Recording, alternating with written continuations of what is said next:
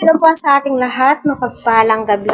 So, paghahanda ni Kalingap Edo at kita naman po natin yung pag-test drive po niya. Unang-una, congratulations kay Kalingap Edo dahil nga sa wakas, lahat ng kanyang mga pinapangarap ay unti-unti na po niyang nakakamit. Alam naman po natin lahat na deserve po ni Eds, no? Kasi nga, napakabait niya, napaka-humble po niya kahit na napakaraming nagbabash nga po sa kanya noon ay hindi po siya nagpapatinag dahil nga po iniisip niya ang kanyang mga beneficiary.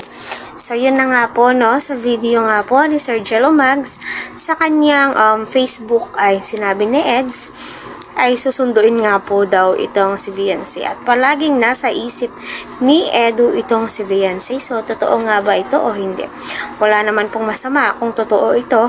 Wala naman din pong masama kung hindi, dahil nga po alam po nating lahat ang collaboration po nila ay para magtulungan, maghatak pataas, para sa ganon ay matulungan din po itong si Viancy sa kanyang pabahay.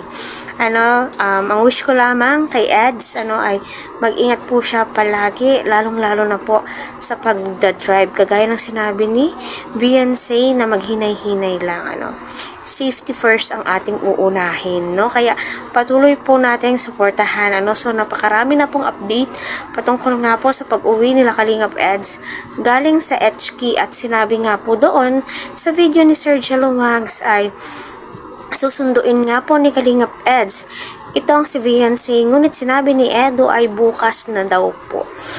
So abangan po natin yung vlog ni Kalingap Rab kay Viancy, na nga ba yung update kasi marami na po ang nakamiss sa Team EDC kasi may update na sa Jomcar. So abangan po natin kung ano po yung mga kilig moments o hirit-birit ni Kalingap Edo.